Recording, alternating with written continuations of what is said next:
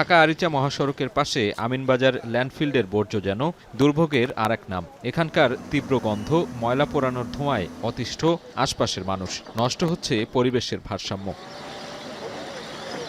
এসব সমস্যা দূর করতে এখানকার বর্জ্য থেকে বিদ্যুৎ তৈরির প্রক্রিয়া শুরু হয় বেশ কয়েক বছর আগে। তবে দফায় দফায় সময় পেছানো, পরিবেশ অধিদপ্তরের ছাড়পত্র না পাওয়া সহ নানা কারণে আলোর মুখ দেখেনি প্রকল্প।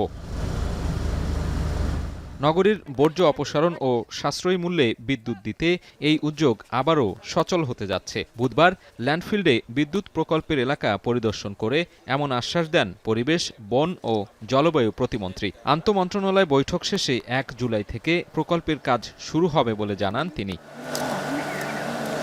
প্রতিমন্ত্রী আরও বলেন, এই প্রকল্প চালু হলে এখান থেকে ৪২.৫ মেগাওয়াট বিদ্যুৎ উৎপাদন সম্ভব। সেই সাথে স্মার্ট বর্জ্য ব্যবস্থাপনা নিশ্চিতের পাশাপাশি পরিবেশ দূষণ কমবে বলে জানান প্রতিমন্ত্রী।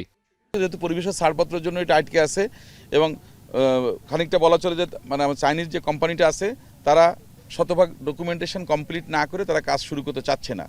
তো সেইটা আশ্বস্ত করার জন্য সরকারের পক্ষ থেকে আমি বলছি যে আমরা আমাদের পক্ষ থেকে যতটুকু সম্ভব দ্রুততম সময়ের ভিতর এটা আমরা তাদেরকে দিয়ে দেব। এখানে ফ্লাই অ্যাশ যেটা হবে সেটা দিয়ে আমাদের সিমেন্টের কাজে লাগবে, আর বটম অ্যাশ দিয়ে আমাদের ব্রিক হবে। তাতে দেখা যাচ্ছে যে এখানে কিন্তু ওয়েস্টেজ আর কিছু হচ্ছে না, কিন্তু সবগুলো বাই প্রোডাক্ট হিসেবে আমাদের কাজে লাগিয়ে যাচ্ছে।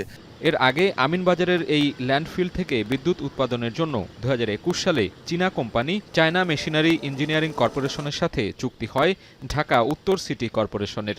এই প্ল্যান্টের জন্য প্রয়োজন হবে ৩,০০০ টন বর্জ্য, আর প্রাথমিক ব্যয় ধরা হয়েছে ১৫,০০০ কোটি টাকারও বেশি। সাজিদ আরাফাত, এখন, ঢাকা।